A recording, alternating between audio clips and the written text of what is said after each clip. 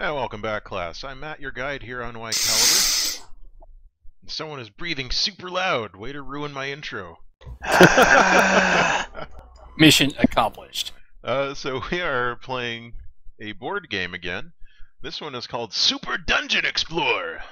I assume you have to say it in that voice, right, Steve? You have to. Yes, it is required. Now say it like you were Japanese. No. So, this is a board game. I started watching the rules video, but then I had to take my dog for a walk instead. So I think Steve's going to explain it to us once I've told you who all is involved in our game. So we've got Steven Siddall, who is playing as the consul. Yes. I am the evil bad guy. The evil bad guy, the consul. We've also got Farrell with us. Hi, Farrell. Hello. And we're joined by Mike. How are you doing, Mike? Hey, folks. I'm doing great. And we've got another Matt. Hi, other Matt. He's not going to answer. Hi? There he is. Are we not doing... I thought we were doing tabletop. What happened? Will Wheaton Drugs. canceled. Drugs happen. This is theoretically something on top of a table. And we have not a new wrong. guest here named Any Evan. table. Hi, Evan. Yo. Is he the one dancing on the table? You could be dancing in the streets, too. If you get enough drinks in him, he'll dance wherever you want him to. No one's giving me money yet. This gig sucks. Well, then we have to ask about Davin's relative size. I mean, if he's tiny, then maybe he should hold me closer. Ooh. No? I need an adult. Nope, not even. It's gonna I need a pretend different you adult? said nothing. Anyway, oh, hey, Sokka. My dog is also here. He's playing with a squeaky toy.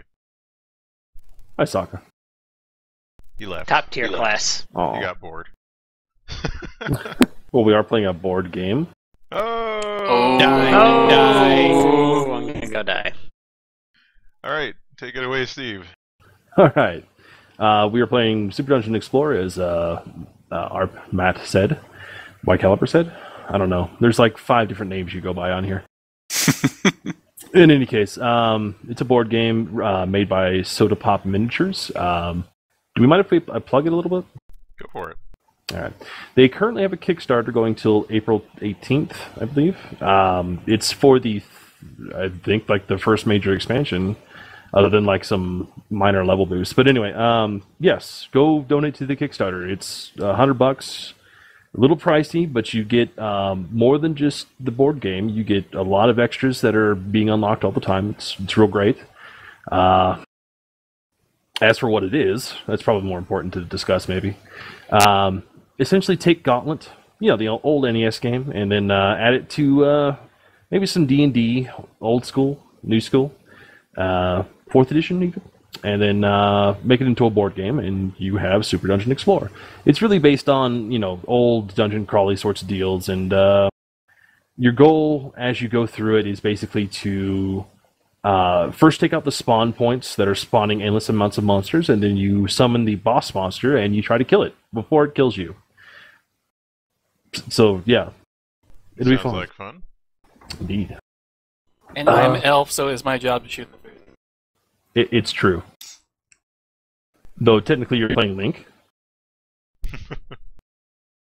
So we've all chosen a character to play as in this game. They're pre-generated, of course, and they have a bunch of different numbers attached to their names. They do. Let's examine some of those real quick. Focus on the Royal Paladin, since he's easy to just kind of point stuff out at. But I'm focusing. That's good. So, of course, you can see his name there. The little title under his name is basically just for classification effects. Sometimes you'll get things that say, like, all humans or all heroes. And if you have one of those keywords, then you'll be able to be affected by that effect. It usually mostly applies to monsters, where like there's like a dragon priest down below where it says like all kobolds get plus some amount of bonus damage. Well, then all kobolds on my team would get that effect. Spoilers, bro. I know. The numbers over to the right of the name, the first one that looks like a D-pad is in fact the speed. When it's your turn, you can move that many squares. So the Royal Paladin can move 6 squares. Indeed. The number next to that looks like a button is the action points. That's how many times you can perform some sort of action, though there are various costs to various actions.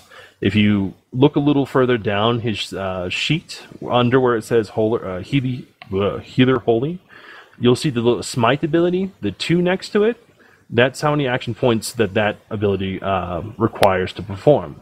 Wow. However, each character has a basic attack, which only costs 1 action point. But some of them will have some special attack that requires more than that, and that's basically you just basically simple math there. The numbers underneath it basically are how many dice you will be rolling. The Paladin, when he goes to make an melee attack, will roll 3 blue dice, and you can tell that's why that is because there's a blue dice and it's overlaid by a 3. Pretty simple. Like so. Indeed. We won't be able to. Oh, actually, the audience will be able to see your dice. That's good. I actually can't see the dice roller because it's only focusing on one window, but I'll try and fix that later. Terrible. All right. But further down, the Paladin has an armor where he'll roll 1 blue dice and 1 red dice. Same with his will, and then his dex is 2 blue. We'll figure out what those mean in a moment. Then the line underneath that where it says Healer and Holy, those are his passive, always-on abilities. They differ for each individual hero. They all mean different things. If you right-click your card and click Flip, you can actually read what they mean.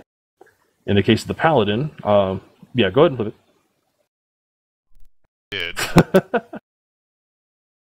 I'll do it.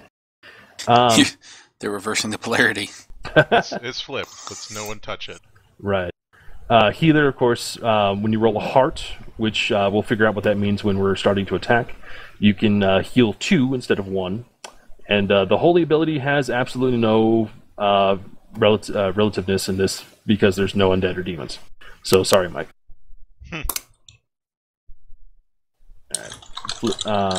Then, of course, you can see the other abilities. Its potion ability has a heal and a remedy, which that's just reminders. So, yes, back to the front.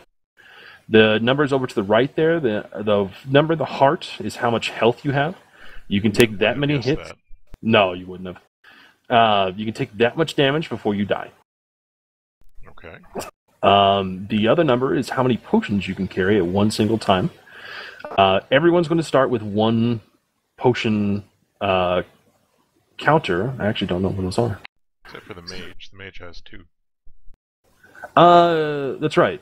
She'll still only start with 1, but she can go up to 2, which you can find other potions when you kill monsters, sometimes when you roll a red die, and other things like that. So, yeah. All right. Further down, this area lists where the special effects are, or rather, the special abilities. The buttons that you see are how many action points that those abilities cost. Right. So Iron Halo costs 1 action point.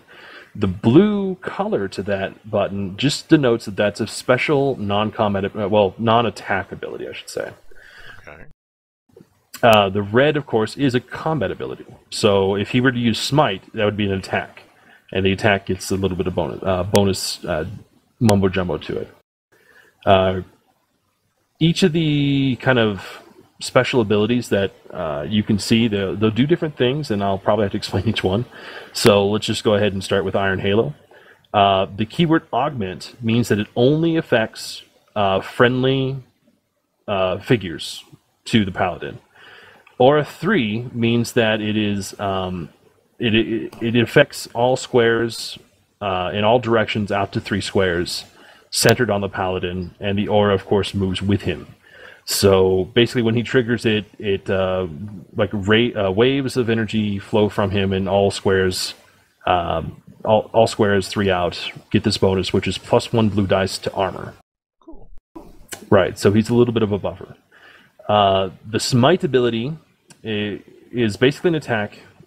He'd roll his normal attack dice, which is 3 blue, but he gets +1 red, so he'd roll 3 blue and 1 red. If he hits, as it actually does damage, then he also inflicts the knockdown and fire status effects. We can cover those when those happen. As for the potion effect, basically potions in this game are kind of the way you really play together. Potions do not respect line of sight, and they don't care how far away other allies are. So they can also interrupt certain things, but they can't modify actions that have already happened. So let's say I have a monster. I'm running up to Princess Ruby. I'm about to kill her because I've just rolled like 7 stars or something like that. She's going to die if I hit her. Well, the paladin can say, I'm going to pop my potion and I'm going to heal Princess Ruby. So long as she hasn't rolled her defense yet, it doesn't matter how far away she is, whether he can see her, she automatically heals 3 health right there and then. Nice. Yep. But of course, you're limited as to how many potions you have, because once he uses that potion, he no longer has a potion to use. But he can regain it through various other effects. That's not so great. Right. Well, I mean, we'll see how that goes. One last little detail is you'll see at the borders of the card, there's a blue kind of circle, a green square, orange kind of, I don't know, hexagon? Whatever. And a red diamond up at top. Those are your equipment slots. As we go through the game, you'll earn loot and treasure. And basically, if you earn like a green piece of armor, actually, if you go up to the tabs up top where it says Hero 1, Hero 2, Hero 3, blah, blah, blah, you would drop your hero card in the center there, and then you would slide the appropriate item card into the slots next to it. You can see how it forms kind of like a cross pattern there. Right. So, yeah. Alright, so it's a game where we raid dungeons, get loot, and kill monsters. Yes, exactly that. Okay. I'm going to put a swift break in here to fix my screen. So just hang on a sec. Maiden's Favor gives +1 to attack. Maiden's Token gives +1 will. And Maiden's Kiss heals 1. Are you excited to use Maiden's Kiss? Oh, you know it. The potion effect, discard a single drawn loot card or relic card and immediately draw another. Basically, that just lets you say, no, that loot or relic card is stupid, let's draw another. Okie dokie. And is that a one-time use, or?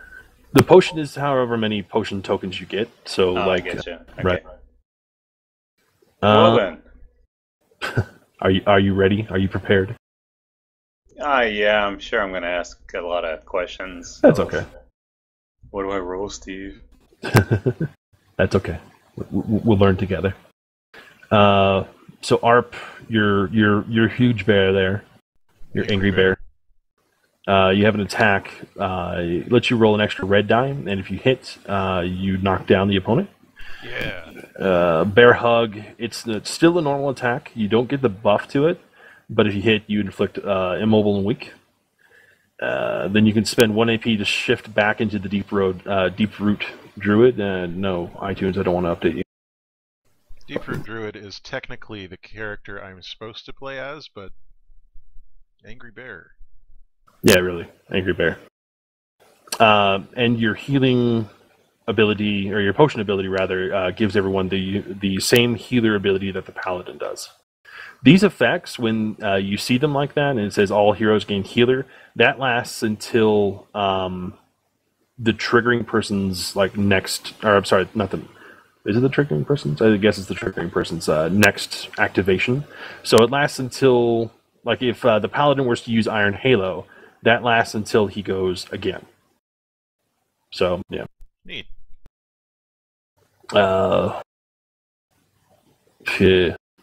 What's the Deep Root Druids, that stuff? He also has Backlash. Right. So basically, normally when you're doing defense, there's no possibility of you doing attack, but if you have used Briar Armor, you will actually do damage back if you roll more, if you successfully defend, basically. Yeah. As for Stranglethorn, that's a magic ability which lets you roll will to attack.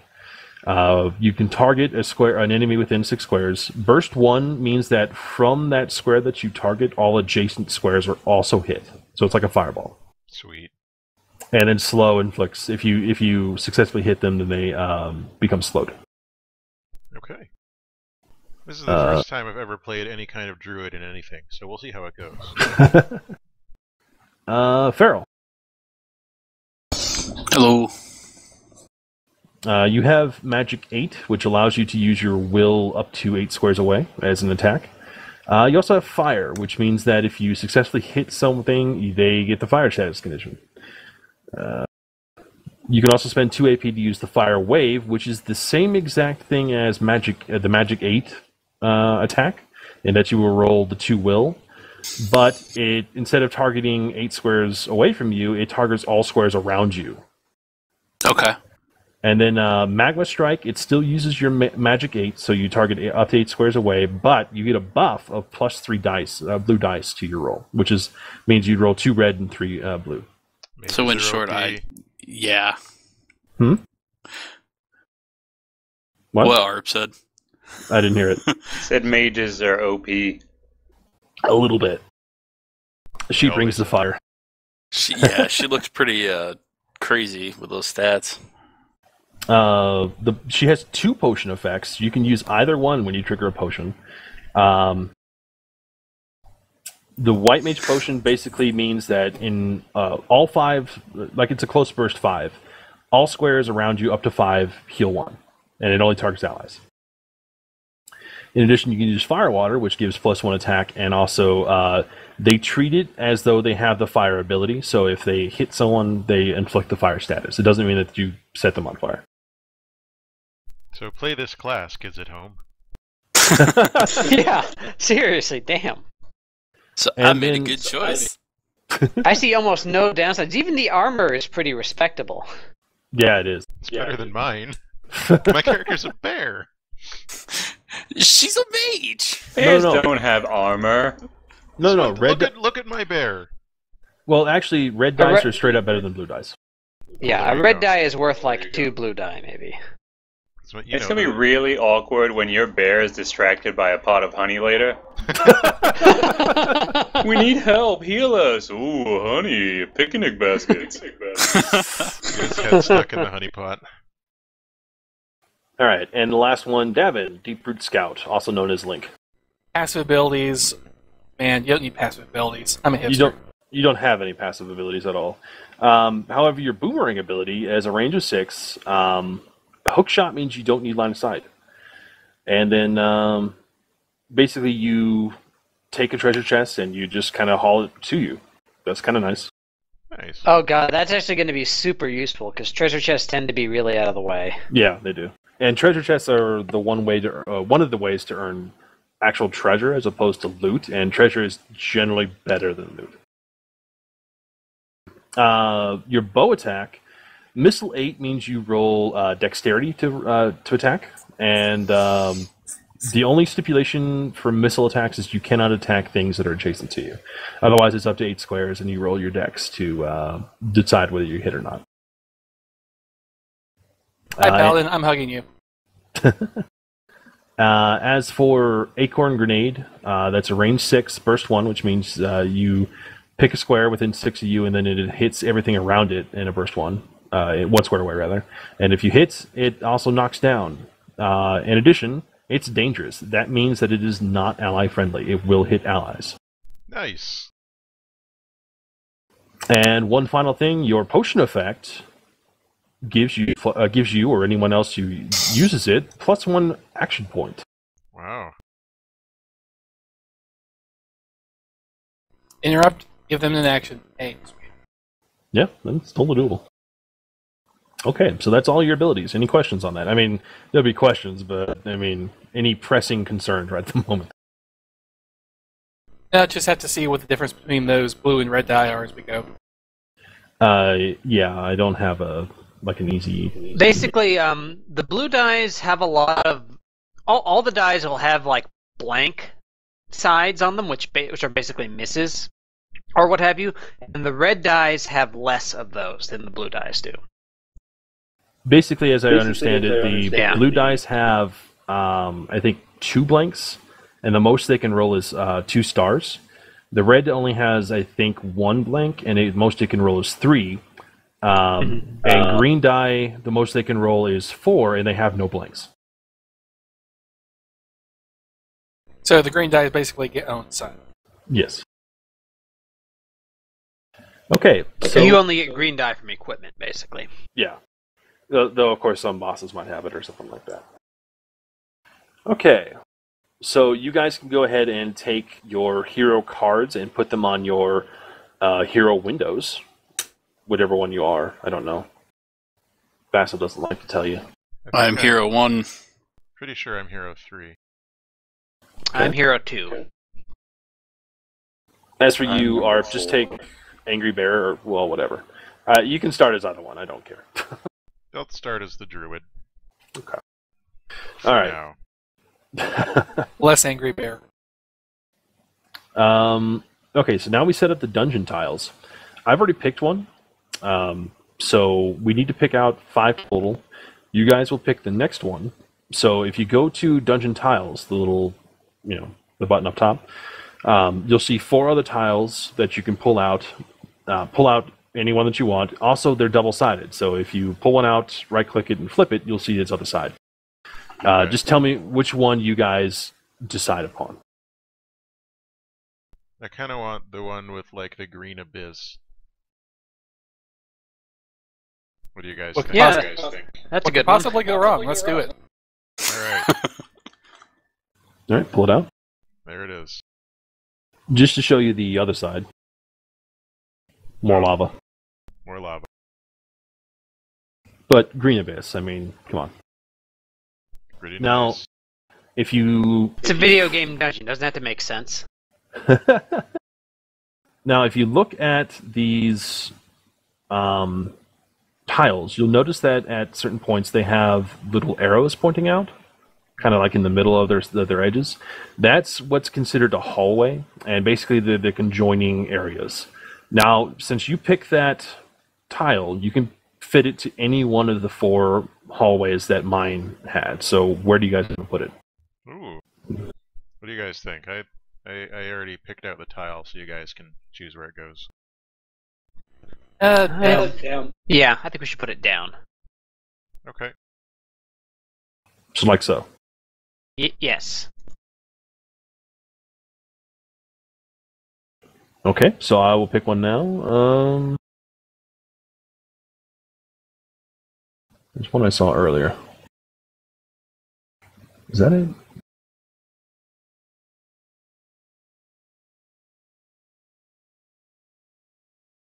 That's the one. I will put this...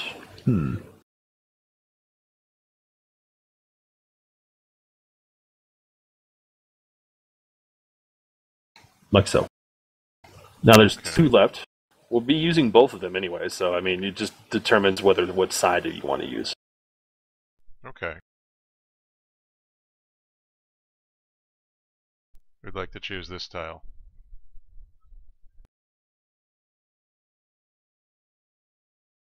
No answer. You're the leader, Arp. Things keep I can't disappearing see on any me more right tiles. now. I Yeah. can't see them. Everything's kind of shifted off to one side on me. Yeah, I don't have a scroll bar for going left and right. Yeah, I can't go Weird. to the side either. It's strange. Huh. Stuff keeps disappearing, like, in general. Did that work? It should have the dungeon tile select menu. Should be fine now. Okay, yeah, I see them. Okay. Okay, yeah, I do see them now. Are they supposed to be one straight shot, or? No, you can put them in any order you want. Ooh. What's that thing in the middle? Looks like kind of a wall thing. Actually, that an looks arcade like machine. That's an a- arcade machine. Yeah. It's BMO. This is going on the map. Yeah, I'm fine with that, and I'm fine where it is. Yeah, everything. It's just on my side. Everything's kind of like on the right margin in the scroll. That's okay. I'll fix it in a moment. Okay. All right. And then the last one, I'm going to keep that kind of weird gem thing. And I will put it over here.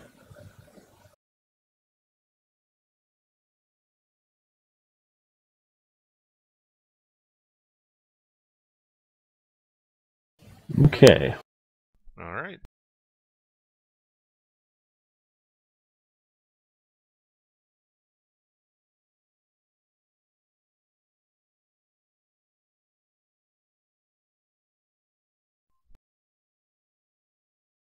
And I think that one was right like that, right? Yeah.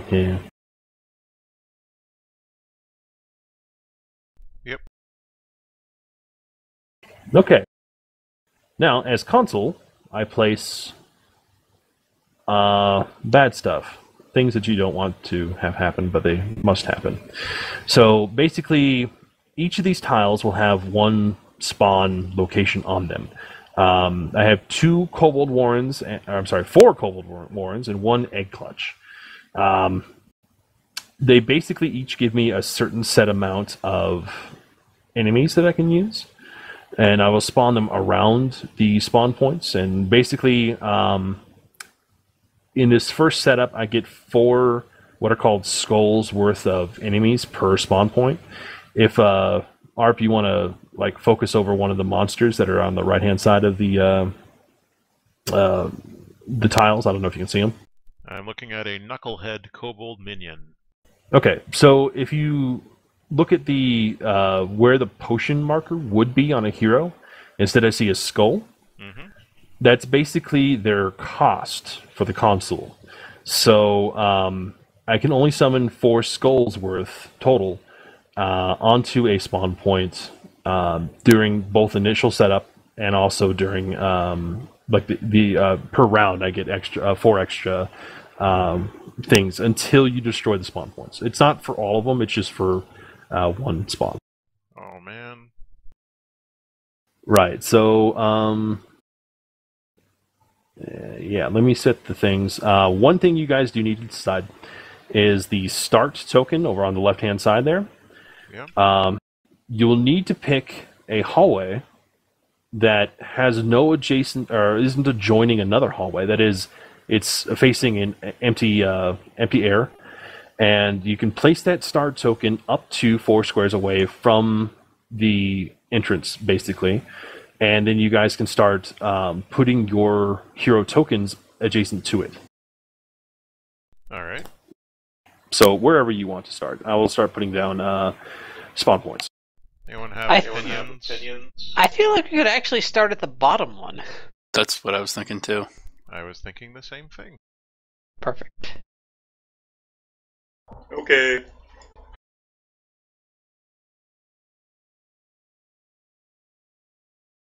Do you want to start right at the entrance at the bottom, or?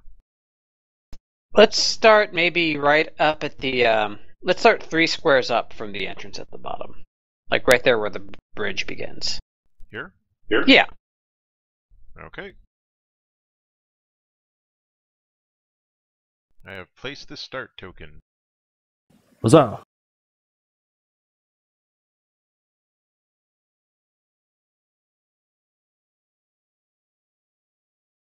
You can go ahead and place your hero tokens around it in any adjacent square. By the way, diagonals do count as adjacent, and there's no, special bonus there for. Or rather, there's nothing.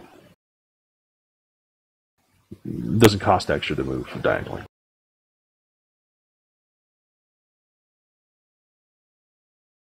Now, in addition to the spawn points, I place treasure chests. And I can place those I had to place those 1 per tile. And I place them, wherever I feel appropriate, which is usually as far away as possible. Fair enough.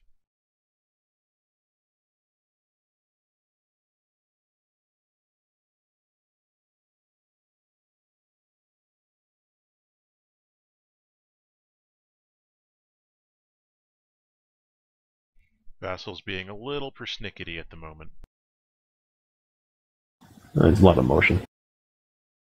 Yeah.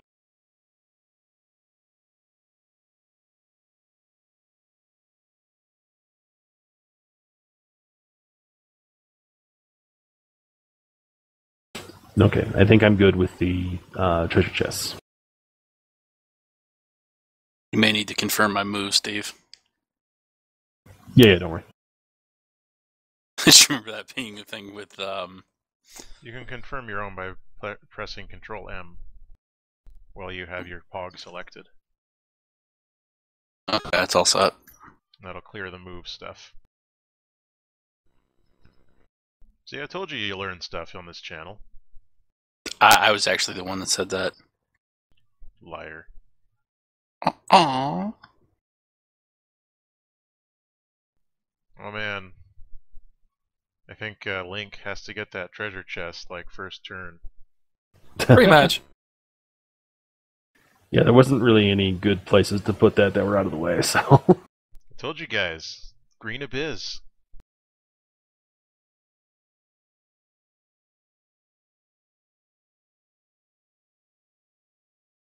Okay, now as you move around, there are two things that you need to be aware of. If you scroll up to the very top again and look at the left-hand side, there are two cards, one called Difficult Terrain and one called Lava.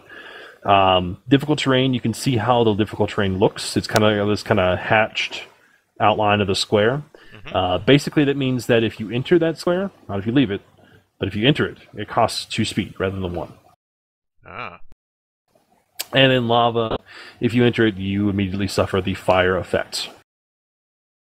It seems to be a pretty common effect. Right. Now, one more thing that you guys need to know. If you click on the adventure tracker up at the top, this is basically an extra tile that would be, if we were playing this face-to-face, placed in that extra little kind of cubby there. Not that it's really necessary for that to do, but basically this is the tracking of the overall kind of tension building of the fight. The outside ring is called the power gauge.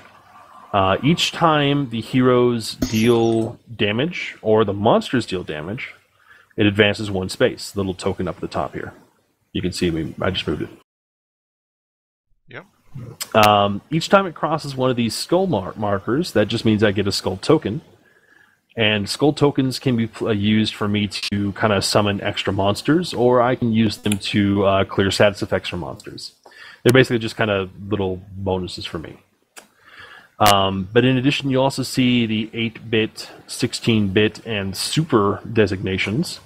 And this, our Dungeon Siege game, which is kind of the big Mamba Jamba, once the marker gets the 16-bit level, I can start spawning mini-bosses. Those are the badasses, yes. Once it gets to the super track, basically all the monsters in the dungeon become supercharged. I draw loot cards equivalent to how many heroes are not dead, and I pick one of them, and every monster I spawn gets that loot card. So it just powers them up a little bit. Then at that point, the power gauge starts sweeping back towards the original location, and once it gets to that other side there, the boss spawns. And the goal for you guys is to kill the boss. Naturally. Indeed. We'll cover boss mechanics when we get there. One other thing, you'll see the lootimeter. That's a clever word for, lootometer. Each time the heroes deal damage, but not when the monsters deal damage, you advance it 1 space on the track. Like that. When you get to a space that says loot, you draw a loot card. And we'll cover that when you guys get there. One last thing. If you look at the card up above the loot and treasure decks, where it says Starfire, yep. Yes. That is the boss dungeon effect card. And basically the top 2 abilities, the Born of Fire thing, that's always an effect, because Starfire is the boss. Born of Fire, heroes that move into a square adjacent to any spawning point on the dungeon map immediately suffer the fire effect. In addition, all heroes gain another potion effect. This is called Dragon's Blood. This is in addition to all the other potion effects you may or may not have. If you use it, you take a wound, but you get +1 red die to your attack, and you get the fire ability, which means that if you hit someone and deal damage, you inflict them with the fire status. The other things aren't really important until we get to the boss fight. Okay. Yeah, I should. All this talking. Yeah, I always took that tracker thing to mean that we should avoid clearing enemies of rooms in order to prevent the thing from building faster. Well, the major thing you need to do is take out the spawn points. Yeah, that was the idea, is to try and take out the spawn points before we start killing things or what have you. Yeah. There are two reasons for that. The first is that if you destroy all the spawn points first, then no matter where on the track, the power gauge, the track is, the boss immediately spawns. Okay. So it's just quicker to do that. But if you don't destroy all of them by the time the boss spawns, that means the boss gets an extra activation per round. Oh. Yes. So it behooves you to kill spawn points. And how does one kill a spawn point? You just go up to it and hit it or something? Yeah, exactly. Alright. It just treated as any other monster, basically. Yeah. It can't defend itself, it can only spawn monsters. Well, so that's how it defends itself, basically. Yeah, it has a little bit of armor, not much. It's actually just one, a static value of 1. And it has 3 health. So once you deal 3 health, it goes away. Alright. Shall we do it to it? Oh, yeah. Yes, indeed. Just making sure I've got all the freaking cards out. So much shit for the console. Ugh. It's a lot of games. I mean, it's a lot of stuff, rather. The game itself is pretty big. So is there an initiative in this game, or is it like Descent, where it's just you go when you think you should go? There is, in fact, an initiative. Between you guys look at your will, and whoever has the highest will should roll. Basically, it's between me and one of my high will guys, and whoever has the highest will, that side gets to go first. It doesn't mean that person that rolled necessarily goes first, but basically it kind of goes back and forth.